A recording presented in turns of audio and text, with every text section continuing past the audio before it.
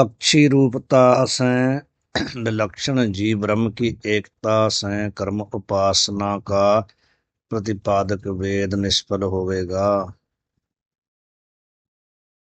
उसने कहा था कि मेरे और ब्रह्म के स्वरूप में भेद है, इसलिए हमारी ब्रह्म के साथ एकता कैसे हो सकती है। अब उसी को कह रहे हैं। अन्य संशय की चौपाई एक और शंका करते हैं। सुनो गुरु दूजोपनि संशय जीव ब्रह्म एकत्व प्रणंसय। प्रश्न कर रहा है तत्व दृष्टि के। हे गुरु जी सुनो, एक और संशय है मेरे दिमाग में। जीव ब्रह्म एकत्व प्रणंसय, उस संशय के द्वारा जीव और ब्रह्म का जो एकत्व है ना, वो प्रणंसय भाव नष्ट हो रहा है, बन नहीं रहा।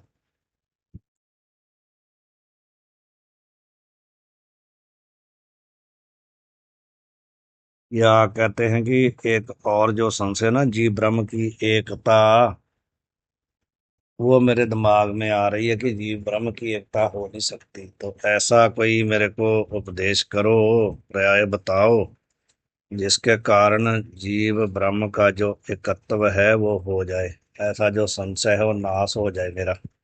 जीव ब्रह्म की एकता का जो संशय पड़ा हुआ नाश हो जाए। एक वृक्ष में सम दोय पक्षी, फल भोगे एक दूजो स्वच्छी। जैसे कहते हैं भी, एक वृक्ष में दो पंछी बैठे हुए हैं। एक तो उस वृक्ष के फल को खा रहा है, और दूसरा कौन सा है, निर्लेप है, उसको कोई मतलब नहीं है। बैठा वही वही है, पर वो स्वच्छ स्वतंत्र है, उसको कोई मतलब नहीं। इस प्रकार भोग रहित प्रकाश असंगा, वेद वचन जह कह प्रसंगा। ये जो दे रहे हैं ना रूप का, ये वेद में श्रुति में ऐसा आया है कि एक वृक्ष में दो पक्षी बैठे हैं, एक फल भोग रहा है, दूसरा स्वतंत्र है, कोई मतलब नहीं। वो कैसा है, भोग रहित, वो भोग नहीं भोगता, भोग रहित है। और प्रकाश स्वरूप है, असंग है, निर्लेप है, उसको कोई मतलब नहीं।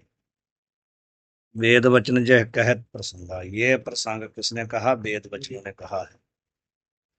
कर्म उपासना पुनि बहु भाखै, जीव महा जीव ब्रह्म जाते तोय राखै। उसके बाद वेद ने क्या कहा है, कर्म और उपासना बहुत प्रकार की कही है। कर्म भी बहुत प्रकार का कहा है, उपासना भी बहुत प्रकार की कही है। जीव ब्रह्म जानते तोय राखै, इसलिए जीव और ब्रह्म दोनों अलग अलग कहे हैं। तो ये मेरे को शंका हो रही है, इसका भी समाधान करो। हे गुरु, मेरे एक और संशय है, सो आप सुनो। कैसा वह संशय है, जांसू जीव ब्रह्म की एकता का निश्चय वर्णन से कहीं दूरी हो जावे।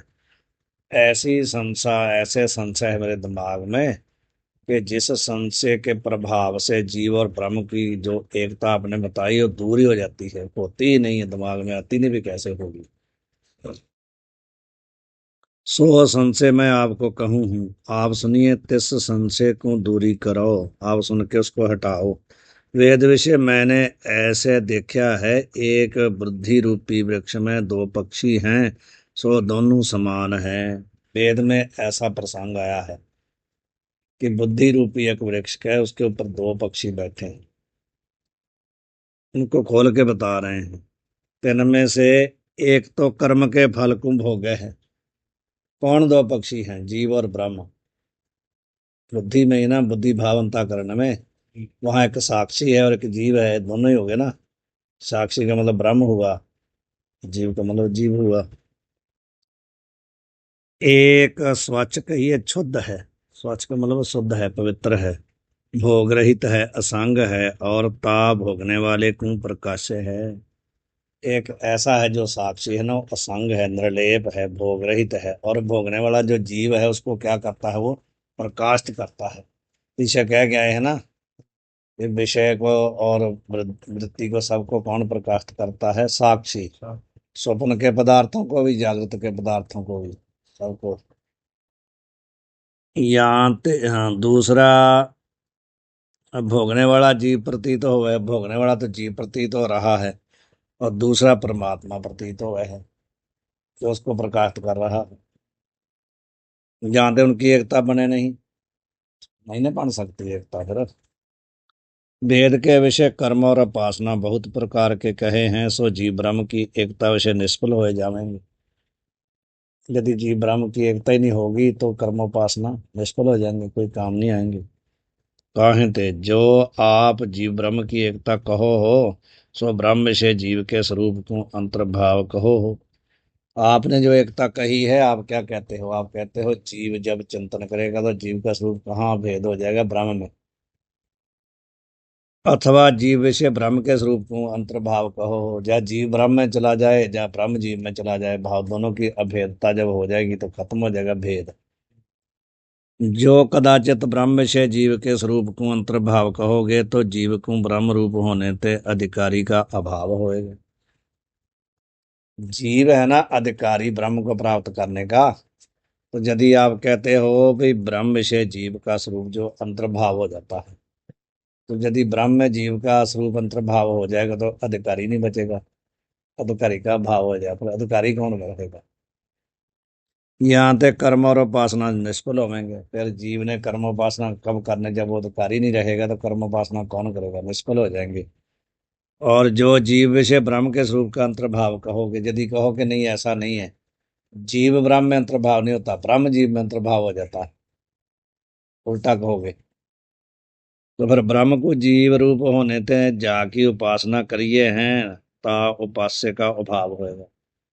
और उपास्य नहीं बचेगा जिसकी उपासना करनी है। जहाँ तक उपासना निष्फल होगी, दोनों तरफ उपासना निष्फल हो जाएगी। जीव को यदि ब्रह्म में अंतर्भाव करोगे तो अधिकारी का भाव हो जाएगा, तो कर्म उपासना कोई करने वाला रहेगा नहीं। यदि कहोगे ऐसा नहीं है, ब्रह्म जीव में अंतर्भाव हो जाता है, तो फिर उपास्य नहीं बचेगा जिसकी उपासना करनी है, तब भी उपासना निष्फल हो जाएगी। और कर्म का फल देने वाला जो परमात्मा ता का भाव होएगा, इन्हें बचेगा। यहाँ ते कर्म निष्फल होंगे, दोनों ही नहीं ने, ना कर्म रहेगा ना उपासना, दोनों निष्फल हो जाएंगे। वेद ने कहा है दोनों को। मीमांसक जो कहे हैं कर्म ही ईश्वर है, तिनमें तिनसे ही फल होवे है, सो वार्ता समीचीन नहीं। मीमांसक कर्म के ही उपासक हैं, कर्म को ही ईश्वर मानते हैं, कर्म को ही सब कुछ कहते हैं, कर्म ही फल देता है, कर्म ही सब कुछ करता है। वो कोई ईश्वर और नहीं मानते मीमांसा वाले, और कोई ईश्वर नहीं मानते, केवल कर्म ही सब कुछ है। कहते हैं कर्म ही मुक्ति देता है, कर्म ही जन्म देता है, कर्म ही सब कुछ करता है, वो कहते हैं। जो गुरु ग्रंथ साहब में कबीर जी ने कही ना बात, कर्म बद्ध तुम जियो कहत हो, वो उनके ऊपर कटाक्ष किया है मीमांसकों के ऊपर।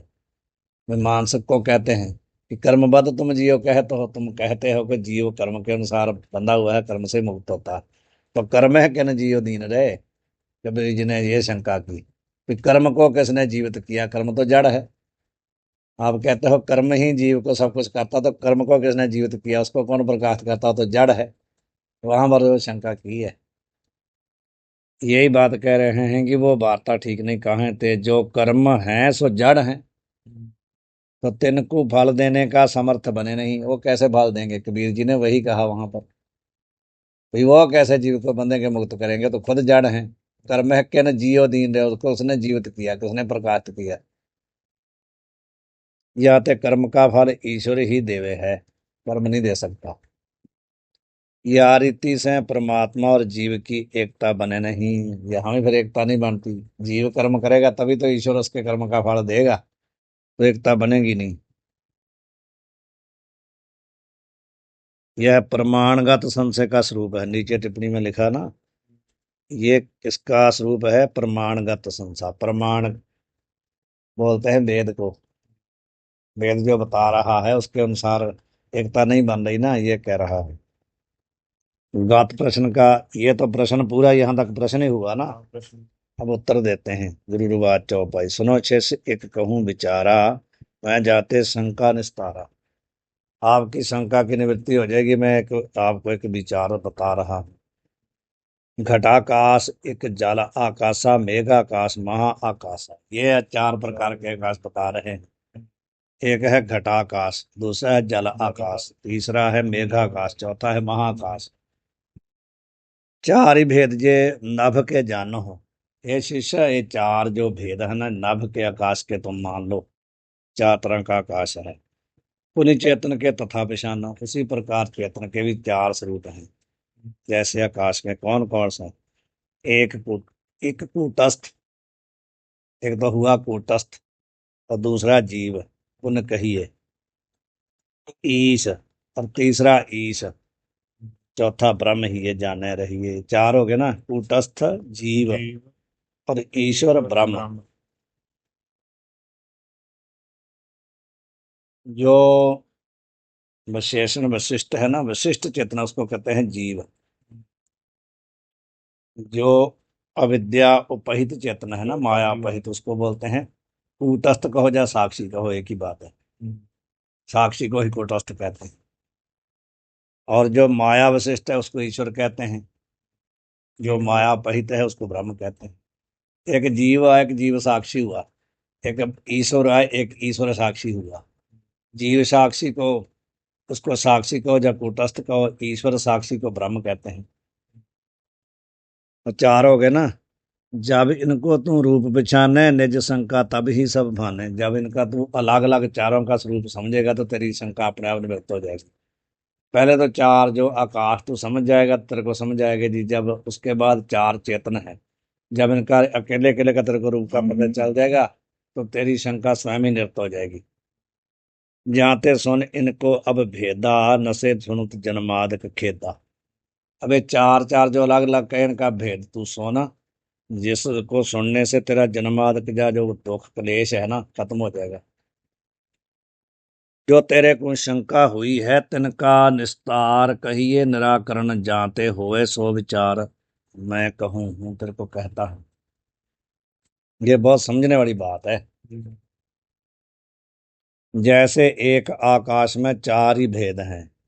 एक घटाकाश है, एक जलाकाश है, मेघाकाश है, महाकाश है। चार हो गए।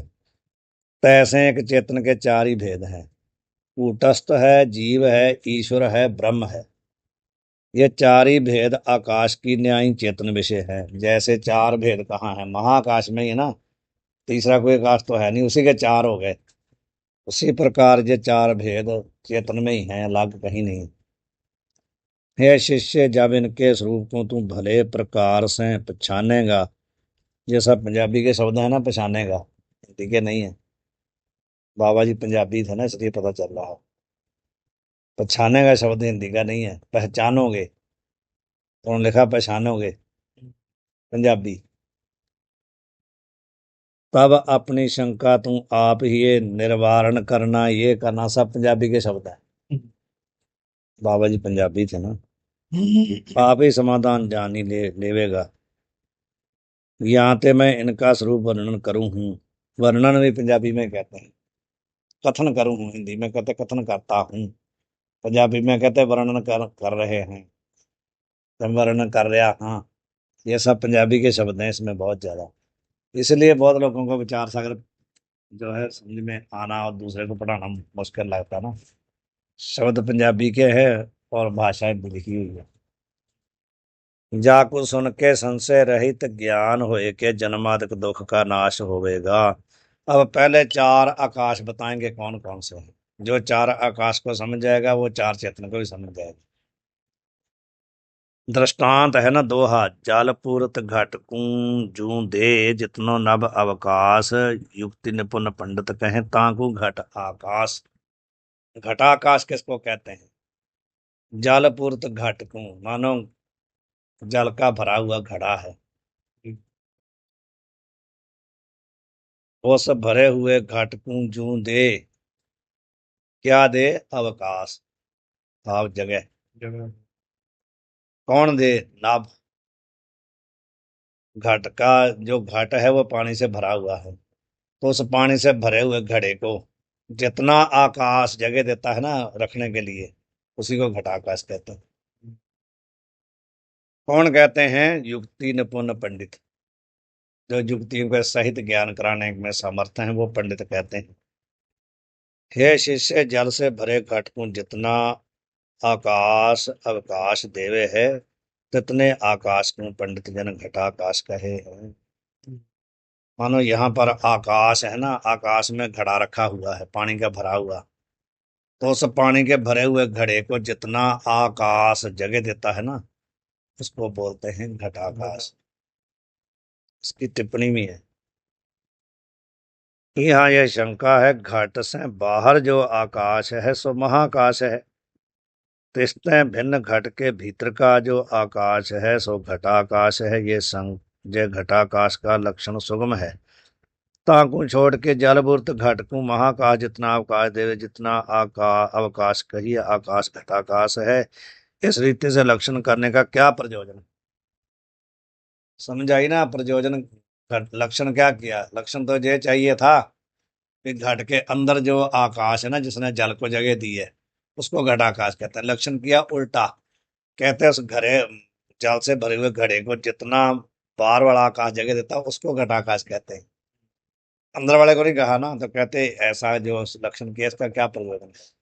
करना तो ये चाहिए था कि जितना अंदर आकाश है घड़े के वो घटाकाश है। कहा जितने में घड़ा रह रहा है बाहर वाला आकाश उसको घटाकाश कहते हैं। तो कहते ये लक्षण क्यों किया? इसका समाधान करते हैं टिप्पणी में। यह समाधान है, घटाकाश पूर्वोक्त लक्षण करें तो घट की जा में स्थिति है सो आकाश पांचवा कपालाकाश कहना होगा। यदि उतने लक्षण करते हैं ना भी, जिसने अंदर घट के अंदर जल को जगह दी है, जो घड़े में आकाश था, उसी को घटाकाश कहते हैं। यदि इतने लक्षण करते हैं तो कहते हैं कि पांचवा आकाश और मानना पड़ेगा। कौन सा पांचवा आकाश मानना पड़ेगा? कपालाकाश। कपाल किसको कहते हैं? जो घड़े के दो खप्पर होते हैं जिनको मिला के घड़ा बनता है उसको कपाल कहते हैं। तो कहते हैं फिर कपालाकाश मानना पड़ेगा। कपाल जो है बाहर वाले दो टुकड़े, उन्होंने तो उसको जगह दी है ना, पानी के सहित आकाश को उन्होंने जगह दी है, उनके अंदर है ना वो। तो इसलिए पांचवा आकाश मानना पड़ेगा यदि ये लक्षण करते हैं तो। ठीकर जो होते हैं, दो ठीकर जोड़ के घड़ा बनता ना, तो फिर पानी से भरा हुआ जो घड़ा था उसको किसने अवकाश दिया? कपाल ने। दोनों कपालों ने दिया, उनके अंदर रह रहा है ना। तो इसलिए कहते हैं सो शास्त्र से विरुद्ध है, ऐसा शास्त्र में कहीं आया नहीं। पांचवा काल माना नहीं कुछ भी। यहाँ पे जह द्वितीय लक्षण करना उचित है। अब देख लो, ये आकाश ऐसे समझना है कि जल से भरे हुए घड़े को जो बाहर वाला महाकाश जितने जगह देता है उसको घटाकाश कहते हैं, अंदर वाले को नहीं। ये तो एक हुआ। अब आगे आ गया जलाकाश। जलपूर्त घट में जो पुनी है नभ को आभास। जल से भरे हुए घड़े में जो आकाश का प्रतिबिंब पै रहा है, पड़ रहा है ना उसमें, भरे हुए घड़े से अंदर आकाश का क्या है? प्रतिबिंब है। घटा घटाकाश जो तो विज्ञ जन भागत जल आकाश। घटाकाश से युक्त उस प्रतिबिंब को साथ में लेकर के विज्ञ जन जो विद्वान लोग हैं वो उसको जलाकाश कहते हैं। जो नभ का जो पड़ रहा ना प्रतिबिंब घड़े में, घटा आकाश के सहित उस पूरे को जलाकाश कहा जाता है। हे शिष्य, जाल से भरया जो घाट है ताके विषय नक्षत्र आदि सहित आकाश का प्रतिबिंब हो गए है। पूरे आकाश का पड़ेगा ना, आकाश में तो नक्षत्र भी हैं, तारे भी हैं, सब कुछ है, पूरा पड़ेगा ना उसमें। सो आकाश का प्रतिबिंब और घटाकाश दोनों, आकाश का प्रतिबिंब और घटाकाश दोनों मिले हुए जलाकाश कहिए है। इसमें टिप्पणी है 175 नंबर। जाल बिना प्रतिबिंब होवे नहीं, याते जहां आकाश का प्रतिबिंब कहने कर घाट में स्थित जो जाल ता सहित आकाश के प्रतिबिंब का ग्रहण है। कहते हैं भी बिना जल के तो प्रतिबिंब होता ही नहीं ना, जल होएगा तो प्रतिबिंब पड़ेगा ना। जल होगा तभी तो प्रतिबिंब पड़ेगा उसमें, फिर ही दिखेगा, नहीं तो होगा ही नहीं। इसलिए कहते हैं भी यहाँ पर आकाश का प्रतिबिंब कहने से क्या लेना है? घाट में स्थित जो जल ता सहित आकाश के प्रतिबिंब का ग्रहण है, अकेले का नहीं। कोई शंका करे है आकाश का प्रतिबिंब नहीं होवे, कोई ऐसा कह सकता है भाई आकाश तो रूप रहे तो उसका प्रतिबिंब कहाँ होगा? होगा नहीं, कभी हमने देखा ही नहीं। सूर्य का तो देख लेते हैं हम जल में, आकाश का प्रतिबिंब कैसे देखेंगे जल में? कभी देखा आपने आकाश का प्रतिबिंब? कभी दिखा आपको? सरोवर में नीचे देखो तो कहीं नहीं दिखेगा ना। साफ भी भले हो, अब ठंडी में जल साफ हो जाएगा, तो सरोवर के किनारे खड़े होकर के आप देखो तो नीचे आपको कहीं जल में दिखेगा नहीं आकाश का प्रतिबिंब। देखने कहते हैं किंतु केवल नक्षत्र आदि का ही प्रतिबिंब हो, नक्षत्र भाव तारे सूर्य चंद्र उनका प्रतिबिंब तो दिखता है, आकाश का तो कभी देखा नहीं हमने। काहे थे आकाश रूप रहित, रूप करके रहित है। जब रूप ही नहीं उसका तो होता प्रतिबिंब कहाँ पड़ेगा? और रूप वाले पदार्थ का प्रतिबिंब हो गए है, रूप वाला जो होगा उसी का प्रतिबिंब होगा। यहाँ ते आकाश का प्रतिबिंब बने नहीं ऐसी शंका करे है, उसका समाधान करते हैं। जो जल में आकाश को नहीं प्रतिबिंब लखाए, थोड़े में गंभीरता हुए प्रतीत के आए। तो यदि आकाश नहीं, आकाश का प्रतिबिंब उसमें नहीं है, जल बहुत कम है, ज्यादा नहीं है, छोटा सा कोई सरोवर है, बहुत कम जल है, तो यदि उसमें आपको आकाश का प्रतिबिंब नहीं है तो ठंडी के दिनों में आप नीचे देखोगे आपको बहुत गहरा दिखता है जल। नीचे को नजर करें तो बहुत गहरा दिखता है। ठंडी के दिनों में जब साफ होता बिल्कुल, तो नीचे को नजर करेंगे तो बहुत नीचे हम दिखेंगे, हमारी फोटो बहुत नीचे दिखेगी बाहर खड़े हुए, हमारी परछाई जो बहुत नीचे गहरी दिखती है। तो कहते हैं यदि प्रतिबिंब नहीं तो गहराई कैसे दिखती है? तो गहराई नहीं दिखनी चाहिए ना, प्रतिबिंब है तभी आपको गहराई दिख रही है नीचे बहुत। गंभीरता का मतलब गहराई। वह प्रतिबिंब किम भाए, कैसे प्रतीत हो रही है वो गहराई यदि प्रतिबिंब नहीं है तो? जानते जल में व्योम को लख आभास सुजान, हे सुजान हे श्रेष्ठ शिष्य, इसलिए तू समझ कि जल में व्योम का आकाश का आभास है। यदि नहीं होता तो गहराई नहीं दिखनी चाहिए थी, गहराई दिखती है। कभी ठंडी में अनुभव करना, ठंडी के दिनों में अब जल किनारे बिल्कुल साफ हो जाएंगे जल आंसू कत्ते में, तो जब हम नीचे को देखेंगे तो हमारा जो बाहर खड़े का परछाई बहुत नीचे दिखती है, हम बहुत लंबे हैं नीचे को। तो यदि आकाश का प्रतिबिंब है तभी वो दिख रही है, आकाश के बीच में है ना जाला, और कहाँ है जाला? रूप रहित जिम शब्द तय हुए प्रतिध्वनि को भान। एक कहते हैं तेरे को और दृष्टांत देते हैं, शब्द में, शब्द का तो कोई रूप नहीं ना है। तो आप कहते हैं कुएं के किनारे खड़े होकर के नीचे को आवाज दो, तो नीचे से आवाज आती ना वापस। वो कहते कैसे आती है? तो उसका तो रूप तो है नहीं कोई, पर कैसे आई आवाज? कुएं के किनारे खड़े होकर आवाज मारो आप, नीचे से आपको वापस आवाज आएगी। जैसे कहीं कहीं मकान में भी आती है। तो यदि रूप का उसकी आ सकती, उसमें रूप नहीं है, तो फिर इसका प्रतिबिंब क्यों नहीं भान हो सकता? जो जल, जल के विषय आकाश का प्रतिबिंब नहीं होवे तो गोडे परिणाम है, देखो पंजाबी के शब्द है गोडे परिणाम। गोडे जितना जल, गोडे परिणाम मतलब गोडे जितना जल विषय मनुष्य परिमाण गंभीरता की जो प्रतीति होवे है। जो कहते हैं गोडे परिमाण जल है ना, उसमें मनुष्य परिमाण जितना बड़ा आदमी होता है उतनी बड़ी नीचे प्रतीति होती है।